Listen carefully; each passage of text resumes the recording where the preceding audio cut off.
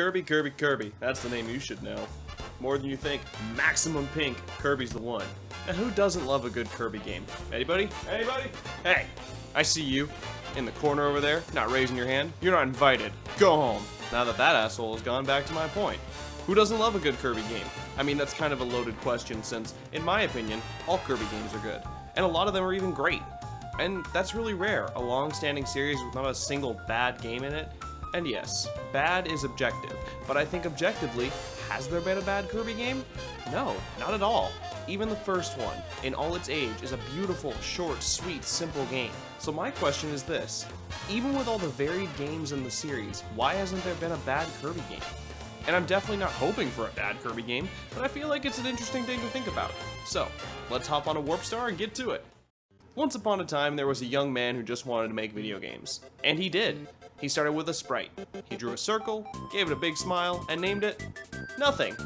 It was just a placeholder sprite, but himself and many of the other staff members began to grow fond of the little blob, so they decided to use him for a game they were working on. And this little guy needed a name. A solid name. A great name. A name to cement him as a character. And that name was Popopo, and his game would be Twinkle Popo. And that's stupid, so they said fuck that, his name is Kirby. And his game would be Kirby's Dream Land.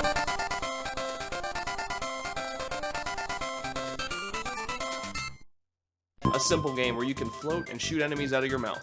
It's beautiful. But something was missing. Something that would solidify Kirby as his own game. Something trademarkable. Something fun. Something... You got copyability! And this, ladies and gentlemen, this right here is what made the Kirby series something to look at. The ability to augment your playstyle based upon whatever enemy you eat was absolutely brilliant. Why? Two reasons. One, you can still suck up and shoot enemies, and if you don't necessarily want the power, you can spit it out like your vegetables at dinner time. And two, you can prepare yourself for any situation. Wispy Woods? Time for bombs. Stupid Frosty Guy? More bombs. Chef Kawasaki? I just love bombs. Fighting Meta Knight? Why can't I use bombs?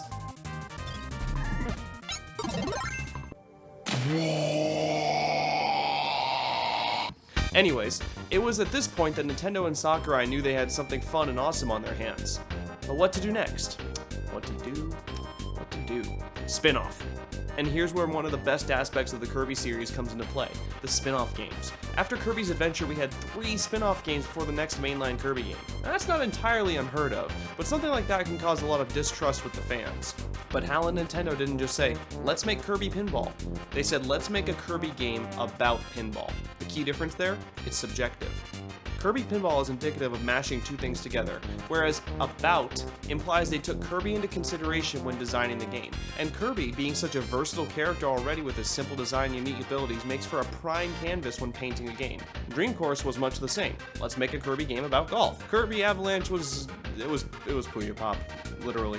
They literally just took and reskinned Puyo Pop. It's still a fun game, but my point here is that there was a good focus in designing the spin-off games that allowed for versatility. Kirby is a simple character, right down to his design. He's a circle, with little ovals everywhere. And he's known for his ability, which is fairly simple. He just copies what he eats. That's insanely easy to design a game around. It's like Occam's razor. The simplest explanation is usually the best one and all that. The simplest game premise to design around is usually the best one, or something. That's probably really fucking broad and doesn't apply to everything because people like to make complex games based around similar concepts. Like Minecraft is super complex, but it's actually a really simple premise. They just expanded upon the idea and made it more and more complex to allow you to do more and more things. I think I'm rambling at this point. Anyway, simple is good. I mentioned it before, but the copy ability has to be one of the best moves ever made by Nintendo. Not only is it just plain fun to switch your abilities on the fly by killing an enemy, but everyone and their mother has a favorite ability. And the fact that you can just use that power essentially whenever you want is awesome. It's like choosing your own style of gameplay game. Such versatility is awesome in game design. And you know what else is super appealing? Kirby's fucking adorable face. Seriously, throughout all of the Kirby games, unless it's in the cutscenes, Kirby practically never looks upset or pissed off. It's more or less about the aesthetics of his design. Kirby, like I said earlier, is just a circle with other shapes mashed onto him. This creates a cute and adorable design that's not something that would throw someone off. I mean, sure, people can look at Kirby and say, oh, that's a baby game, I want something more hardcore. But those people are just basing their opinions on the looks alone. Which brings me to my next point, the dark side of Kirby. If there's something worth noting, it's how dark the Kirby games can actually be. When you get down to the plot and premise of the world that Kirby games take place in, there are little bits and pieces of info strewn about everywhere that makes you sit there and think, Wait a second. I thought this was happy fun time, not scary boo ghost time. One of the most popular examples is the Shiver Star in Kirby 64. If you notice the design of Shiver Star, it looks just like the planet Earth. When you go to the planet itself, there are encapsulated animals in the laboratory section. The popular theory is that it is in fact Earth, thousands, if not millions of years in the future after a second ice age. Another great example from the game is this guy, O2, or 02, depending on how you want to say it. Kinda creepy, right? For a game where you fight happy looking trees and shit, O2 is actually thought to be the reincarnated version of O, or Zero, from Kirby's Dream Land 3, and is in fact the mastermind behind dark matter. In his original design, he's a big ominous ball that throws dark matter at you, but in his reincarnated form, he's actually more akin to an angel, and in his artwork you can see blood coming from his eye. One of my favorite somewhat creepy things in the Kirby series is Marks. This little happy guy is all, "The sun and moon are fighting, go stop it!" And Kirby's all, "Yeah, okay." So you go find this guy, Nova, and wish for the fight to stop. Then Marks comes in and plot twists his way into absolute power when he transforms into this abomination. No, he's not the most terrifying thing in the world, but the fact that he's basically a cosmic entity at this point has always stuck with me. Compare that to the original plot of Kirby, where King Dedede literally steals all the food in the kingdom. I mean, sure, even though that insinuates the kingdom is gonna starve and die, it doesn't really have the same impact that Marks becoming a cosmic deity does. Another dark thing about the Kirby series is the edgy American box art. Kirby games are notorious for having their box art altered when they come out in the States. Just look here at the various examples.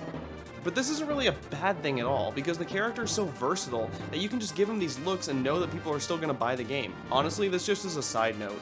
The final dark thing is that the Kirby games, while easy in the beginning, become notoriously hard after you beat the game. Usually another mode opens up called the Arena, where you can fight all the bosses from the game over and over again. Beat that no problem? Of course you did. Here you go, the true Arena. Have fun beating that with limited health items and only one go around, ya bitch! Not to mention the fact that most Kirby games have collectibles strewn about the entire game.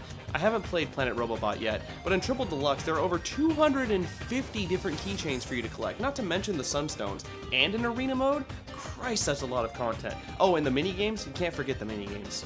But Kirby never demands that you beat it in its entirety. You can do however much of the game you like. Just want to play a bit? That's cool. Want to beat the story mode? That's cool as well. You'll feel satisfied at the end. Want to go the extra mile and do whatever it takes to get the secret ending? Hey bro, that's cool too. Do whatever you want. These games excel in just making sure that you're having fun, and that's what really counts when it comes to making a game. The late great Satoru Iwata is on the record as saying, video games are meant to be one thing, fun. Fun for everybody. Kirby is a prime example of that. Anyone can pick up a Kirby game and have fun with it. Especially with what I said earlier about the abilities, you can play the game however you want. How invested in the game do you want to be? How much time do you want to put into it? It's entirely up to you. I know that seems like, well, fucking duh, I can put a game down whenever I want to. But that's the thing. Most games nowadays have some form of outlandish story that'll try and compel you to keep playing it, because if you don't, this person's gonna die, that person's never gonna be freed, etc, etc. And I'm not saying it's a bad thing. As always, I just put gameplay above story. But Kirby's plots are so simple at first that usually you can forget that there's even a plot to begin with. You don't feel forced to play, it's entirely up to you. It's almost casual playing.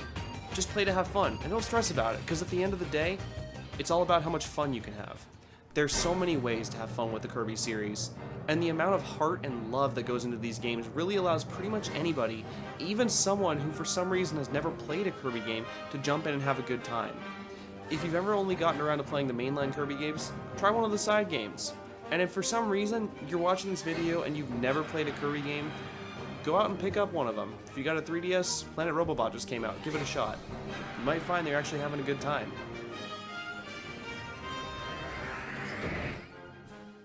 Thank you guys so much for watching this video and me rambling on about how much I love the Kirby series.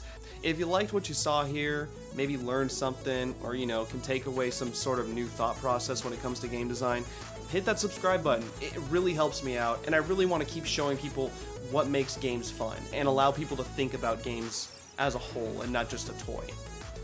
Hey, you know what? You can also show your appreciation or enjoyment by clicking that like button. It lets me know that you're enjoying what you're seeing here and for me to make more. If you didn't like this video, hey, you know what?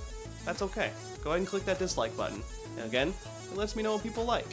What can really help me out is if you just share this video. It takes like 2 seconds. Go on your Facebook, copy the link, bam, shared. It gets other people to see my stuff, and maybe I'll get a new fan who can join us next time for my next video. With that being said, guys, I'll see you in the next video. And remember, Video games are the best video games. Later.